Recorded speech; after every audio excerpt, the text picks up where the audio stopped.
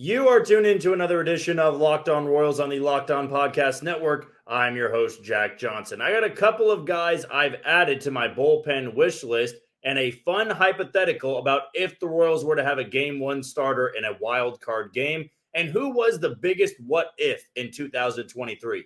All of that is coming up next on Locked On Royals. You are Locked On Royals, your daily Kansas City Royals podcast. Part of the Locked On Podcast Network, your team every day.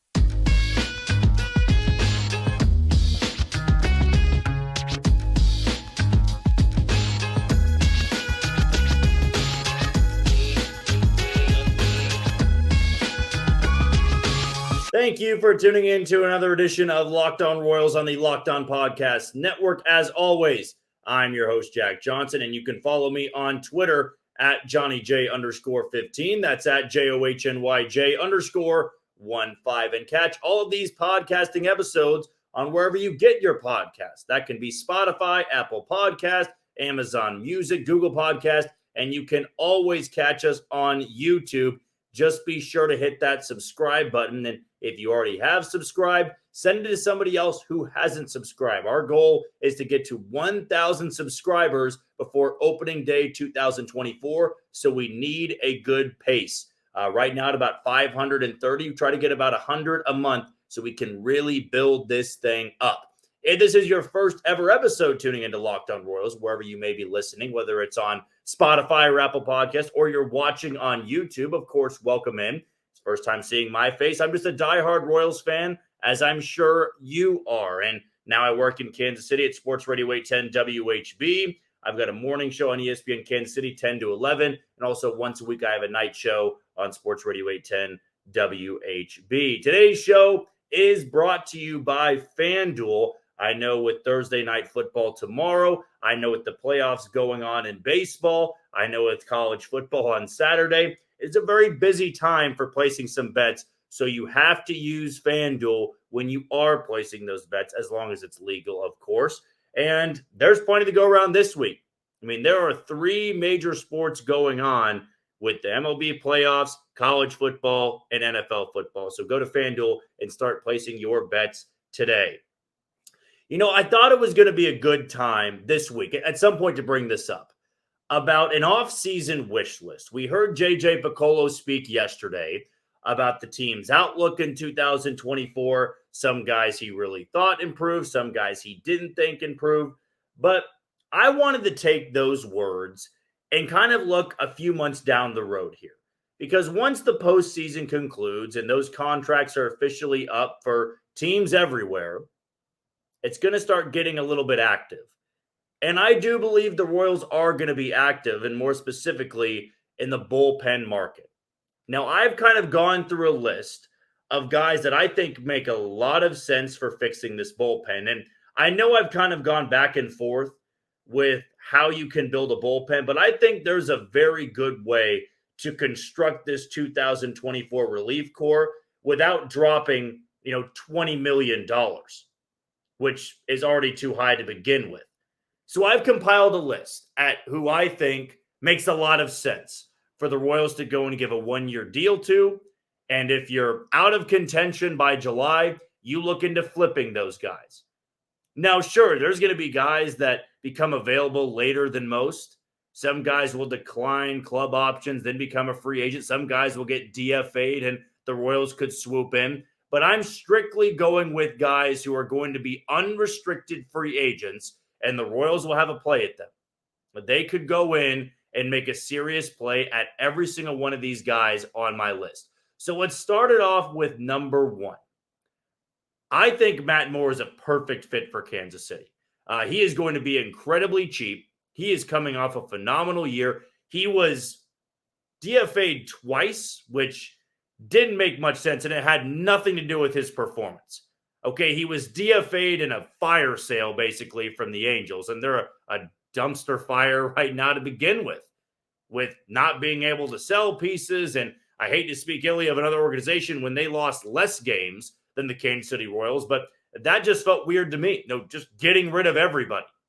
And Matt Moore was one of those guys. And Cleveland swoops in their late playoff push, and they place a claim on Matt Moore, and he was there maybe a week or two. And then he's DFA'd again, and Miami picks him up.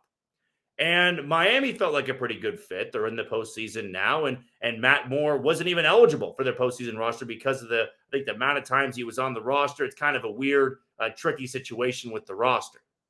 But he is going to be an unrestricted free agent. He's also going to be 34, 35 years old. He's a soft thrower, but he doesn't walk anybody. He throws strikes, and he got a lot of swing and miss this year. That was an element of his game that I thought really improved. And he's bounced back from a lot of injuries.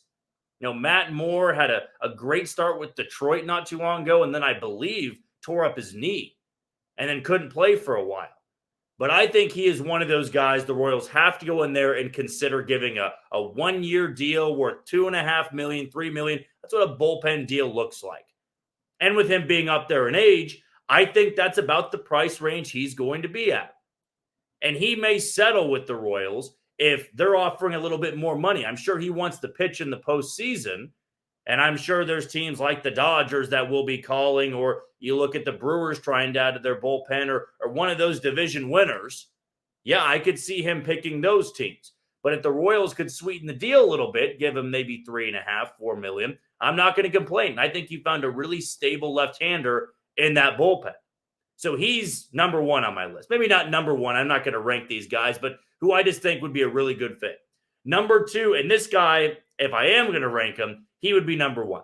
And it's Phil Maton of the Houston Astros. Phil Maton is filthy.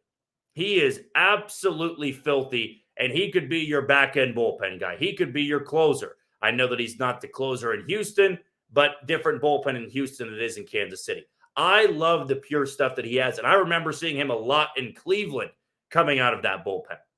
He's not a big guy, not a huge stature, but he throws a lot of strikes, and like Matt Moore, got a lot of swing and miss this year. The Royals actually saw him not too long ago in Houston. I believe roughed him up a little bit, but overall, he's been great in his big league career. And again, he provides that stability, and I think has excellent stuff. Spin rate, off-speed pitches, expected batting average, expected slugging, all those things favor Phil Maton. And he's kind of reaching his mid-30s, and I think makes a lot of sense again to go out there and give a 1-year deal worth $3 to $4 million. Then the third guy I have is a former Tiger and somebody who pitched very well in a lot of innings for the Atlanta Braves this year, and that's Joe Jimenez. You're going to see him from time to time in the postseason, as long as I'm not missing some injury. But I saw him a lot in Atlanta. I watched a lot of Braves games this year, and I thought he looked really good. And I think he's one of those guys the Royals remember seeing a lot of in Detroit, and he really upped his game in Atlanta. And once again, I think kind of a 1 or maybe a 2-year deal where the incentives are a little bit higher for him. That makes a lot of sense. Joe Jimenez has been a closer before, and I think could fit in this back end of the bullpen.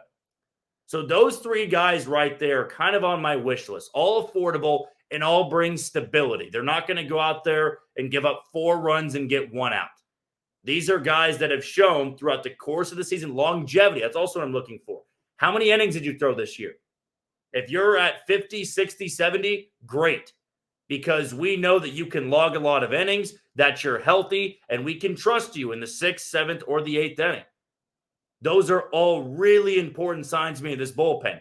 If you want to go and take a more of a long-term approach, and maybe long-term is the bad term to use here, but Ryan Stanek, local ties here to Kansas City, went to Blue Valley High, then went and pitched at Arkansas, really took off with the Rays, went back down to earth with Miami, and then took off again with Houston. He's got power stuff. He's got incredible stuff, and he's been in the opener role before. And if the Royals want to keep the opener role, maybe that could be enticing to him. He gets to go back to that spot instead of kind of pitching in the 5th, 6th, or 7th inning. Could be enticing, and I think he's a name to watch. Will Smith, former Royal, was closing out games for the Rangers. That could make a lot of sense on a cheap 1-year deal. The best thing about bullpen arms and in free agency specifically is that these guys are reaching their mid-30s. You're not going to have to give them a 3-year deal. You don't need to go spend money on a closer either. Turn somebody into a closer. But that's kind of my core wish list for bullpen guys. Now, they could go off the wall, find somebody like a James MacArthur again. They could turn somebody into it from the Rule 5 pick. They could be active in that market. But if they're just going free agency, these are a couple of the guys that I really like and I think can fit in this bullpen and take a lot of stress and a lot of pressure off Matt Quatraro and this coaching staff. They need guys who can get outs and log a lot of innings, not just in the rotation. They need guys in the bullpen that can do it as well. So those are my 3 to 4 guys that are on my wish list at this moment. All right, the next thing we're going to dive into is a fun hypothetical. I posed this on Twitter, and you can always follow me on Twitter at JohnnyJ_15, about who you would start in game 1. It's unrealistic, but let's have some fun with it. Next on Locked On Royals. You are tuned into Locked On Royals on the Locked On Podcast Network. I'm your host, Jack Johnson. Follow me on Twitter at JohnnyJ_15. That's at JOHNYJ_15. Before we go any further, let's give a shout out to one of today's title sponsors in FanDuel. Snap into action the NFL season with FanDuel on America's #1 sportsbook. Right now, new customers get $200 in bonus bets guaranteed when you place a $5 bet. That's $200 in bonus bets, win or lose. If you've been thinking about joining FanDuel, there's no better place than to get in on the action. The app is so easy to use. There's a wide range of betting options that include spreads, player props, over-unders, and more. So visit FanDuel.com/lockedon and kick off the NFL season. FanDuel, the official partner of the NFL. With the wild card week being in full swing, it kind of made me think of a fun hypothetical for the Kansas City Royals. And as I'm watching the Rays and the Rangers and who their #1 pitcher was, yesterday for the Rangers, it was Jordan Montgomery starting game 1 of a wild card series. The Rays threw out, who was it? I'm already blanking on the name, who the Rays threw out there, because Shane McClanahan was hurt. Zach Eflin went today. Tyler Glasnow. Yeah, I don't know why I blanked on Tyler Glasnow. Tyler Glasnow threw yesterday. In the Phillies-Marlins game, it was Jesus Luzardo for Miami, Zach Wheeler for Philadelphia. The Brewers had Corbin Burns. True #1s. So I had a fun hypothetical of if the Royals were to make the postseason, and you could turn this into a 2024 hypothetical. You can use this in a make-believe world. But I have 2 pitchers that really showed that they could be front-end guys. They could be the #1 of a staff. And that was 2022 Brady Singer. We all believed going into 2023 he was going to be the team's #1.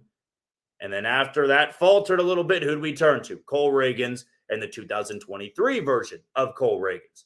So in a fun hypothetical, in a make-believe world, if the Royals are going into a 2024 wildcard game, let's say this happens over the course of 2024.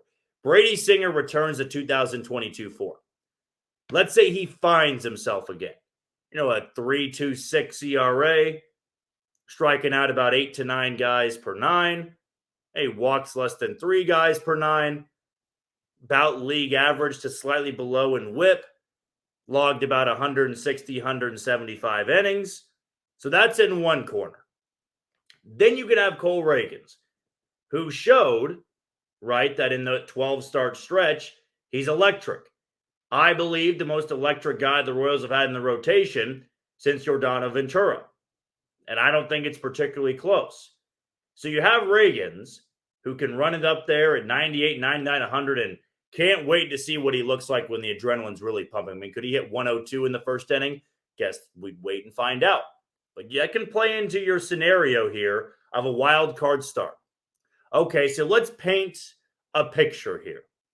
Let's pick a team that kind of sneaked in. In fact, let's just go from the Central. Let's say the Royals win the division in this hypothetical. Let's say they just take the place of the Minnesota Twins next year. You win about 85, 86 games. And if that were to happen, you would have to have 22 version Brady Singer come back into play. But here you are with these 2 options. You are Matt Quatraro. Who are you going with? Do you take Brady Singer, a guy that I thought showed a lot of consistency, but if things got a little bit tough, if he started dealing with base runners, he doesn't really have the swing and miss stuff to get out of jams like that. Or you could go with Cole Reagans, who can blow you away. I mean, he could strike out 9, 10, 11, 12 guys in this outing. However, He could also walk maybe 3 to 4 guys. And when things really start to go south, when the walks start piling up, the command starts to slip away from him. And I have my thoughts, and leave a comment on YouTube, leave a comment on Twitter, who you would pick if the Royals were in this 3-game series, but you needed the game 1 starter. Now, of course, your game 2 starter would be one or the other. It could be Ragans or Singer, depending on who you pick for game 1. I think my choice is very similar to the way the Royals handled things back in 2015. And the way they handled things back in 2015 without James Shields is they went with their home run hitter, basically, which is maybe a bad analogy to use when you're talking about a starting pitcher.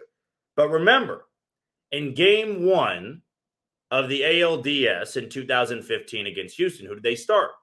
It was Yordano Ventura. Then they had Cueto game 2. And then you get to the ALCS game 1 was Volquez. World Series game 1 was Volquez. But to begin the postseason, they wanted the firepower. They wanted to, of course, protect Yordano Ventura pitching at home, and he later on had to pitch in New York where he didn't fare very well. But I think I would go that route. I don't think you go what Arizona did yesterday, even though it worked out for them, and save your ace and Zach Gallen for game 2. I think when you are a team that sneaks into the postseason, you're a bit of a mismatch. You got to send your flamethrower out there. You got to let the sparks fly. You got to let the fireworks go off. And I'm not taking away what Brady Singer did in 2022. I was very high on Brady Singer at the end of 2022. But I remember that when you get a second and third situation, 1 out or nobody out, runs are going to score in that end. Just because when you have a 2-pitch mix, all they got to do is put one in the air. Now, with Ragans, we saw at the very tail end of the year. I remember that start at Houston in Minute Maid Park. Runner at third, nobody out. He got out of it without allowing a run because he's got the power stuff, because he's got the overwhelming stuff. And in a postseason game, if you have Cole Ragans pumping 98, 99, 100, 101, I think I'd live with that. And then if things go sideways, then maybe that decision burns you. But I've always believed you take the lights out guy over the consistency guy when you're talking about a game 1 starter. Because if the lights out guy falters and the lights aren't on in that big time start, you want consistency, you want stability in game 2. So in this fun and hypothetical scenario, you've got the stability in Singer and the firepower in Cole Ragans. And if the Royals in some way, shape, or form found their way into the postseason in 2024, I think that's the way they would go. If Singer returns to form and Ragans continues this trend, also very dependent if the Royals add a number 1 starter, because then that basically nullifies his entire argument. But I still think if they go out there and sign their number 1, it might be who's the best arm at the end of the season. It doesn't automatically mean that number 1's going to be your wild card starter. It's just something to contemplate a little bit. It's something to factor in. Because we've always had fun with this of, who would be your game 1 starter? For a while, it was Danny Duffy, and 16 and 17. He's got the firepower. He did. He had the swing and miss, but the Royals never got to the postseason. Couldn't really pick anybody in 18, 19, 20, or 21, maybe Brad Keller for a short stint, a very short stint, like COVID year Brad Keller. Somebody pointed that out on Twitter. I thought it was brilliant. But to me, if you get to that point and these guys are on the roster and pitching at the best versions of themselves, I don't know why you wouldn't go with the firepower of a true ace in Cole Ragans, save the stability for a Brady Singer type guy in game 2. Just a fun little thing to contemplate. It's postseason baseball. The Royals aren't playing. So let's just imagine, let's daydream for a little bit. Let me know your comment below on YouTube, or let me know your comments on Twitter. Just shoot them at me at JohnnyJ_15. All right, the last thing we're going to talk about today is the biggest what if in 2023. If this guy excelled, what would the team have looked like? How much better would they have been? That's coming up on Locked On Royals. You are tuned into Locked On Royals on the Locked On Podcast Network. I'm your host, Jack Johnson. You can always follow me on Twitter at JohnnyJ_15. That's at JOHNYJ_15. Before we go any further, let's give a shout out to the other title sponsor today, in bird dogs. You know me, and then I am a huge fan of wearing a pair of bird dogs. You've seen me wear the hat before. Right now, the hat's a little bit dirty because I use it all the time, and also the shorts and my sweatpants. I actually wore the sweatpants today to work, and so you would know from that, I find them incredibly comfortable. Depending where you're watching this from, could be in Kansas City, could be across the globe, could be West Coast, East Coast. I'm sure it's still kind of hot out right now. And if you're dealing with that humidity, you've got to get yourself a pair of bird dogs because they're so comfortable. You're not going to have that uncomfortable sweat like you have with normal shorts. They are just the best pair of shorts to use. So here is what you need to do with bird dogs. Go to birddogs.com/LockedOnMLB or enter promo code LockedOnMLB at checkout for a free Bird Dogs water bottle with your order. That's birddogs.com/LockedOnMLB for a free water bottle at checkout. You won't want to take your bird dogs off. They promise you. There's always going to be that talk at the tail end of the year. You know, what more could this player have done? What more could this manager have done? What more could this bullpen arm have done? And I think there's a lot of things we can break down with the Royals. And even if there were 5, 6, 7 what ifs on the roster, which I firmly believe there were, you got to narrow it down to one. Who would have made the biggest impact if they really were a transcendent baseball player? We saw Bobby Witt Jr. excel. We saw Maikel Garcia excel. We saw Freddie Fermin excel. MJ Melendez in the second half, Cole Reagan, James MacArthur, and Nelson Velasquez. List goes on and on and on. I'm going to pick a guy that we haven't seen play for a while. And this should be everybody's pick out there. If it isn't, again, let me know in the comments on YouTube or on Twitter. The biggest what if has to be Vinny Pasquantino. The Royals were not competitive when Vinny was in the lineup because pitching was a huge problem and the offense really couldn't get going. But you go back to his rookie year. Vinny Pasquantino was the best player, I believe, at that point on the roster. And there wasn't really much debate for that. I mean, truly, Vinny Pasquantino was an unbelievable offensive threat. He was hitting near 300. OBP was near 400. Slug was high. Extra base machine. High walk rate. And I went into 2023 thinking he's going to be the all-star representative for the Royals. He's the most polished. He's the most mature. He's got the best approach. He's got the most pop. I mean, everything favored Vinny Pasquantino for me. And that's why when I look at this team, does Vinny Pasquantino make them 10 games better? No. No, I wouldn't say that he does. But I was so curious to see when this lineup really got going, what Vinny Pasquantino would have done for it. What version of this group would we have gotten at its best when Pasquantino's in that lineup? Think about some of the first basemen that played. You had Matt Duffy out there a couple of times. Remember that long month stretch where Matt Beatty was the first baseman for the team? I mean, that all could have been solved if Vinny Pasquantino was out there. I mean, even go back to when Nick Prado was over at the hot corner and Nick Prado was hitting well. Could you imagine Vinny DHing in that lineup? Can you imagine when Bobby Witt Jr. caught fire, Garcia caught fire, Melendez caught fire, Prado was a little bit hot, and then you had Pasquantino, and then you had Nelson Velasquez? There's 6 guys right there that could carry the lineup. I mean, Salvi was hurt all the time and inconsistent. That could certainly be a what if for a lot of people, but Vinny Pasquantino, to me, going into next year, is still a top 2 offensive player on this team. I mean, depending how quickly Bobby Witt Jr. gets started next year, I mean, I just feel the best about Vinny coming back fully healthy. He had surgery, so you're hoping he comes in 100% into spring training. He has gotten hurt in his first 2 years in the big leagues, but when he's healthy, when he's on, there really is no more consistent player in that lineup. Like, it feels like to me, his slumps are not the same with the other guys in the lineup. Some guys' slumps in this lineup can last a month long, a month and a half, maybe all season. But Vinny always seemed to find a way to get out of his early slumps. I mean, to begin his big league career, he wasn't lighting the world on fire. He was hitting the ball hard, but it wasn't finding the grass. And then this year, took him a little bit to get going, and that was kind of in that same time period where Bobby Witt Jr. wasn't hot, MJ Melendez wasn't hot, Massey wasn't hot. I mean, nobody in the lineup was hitting. But to me, if this lineup gets going in April, that's when you can see the hot start.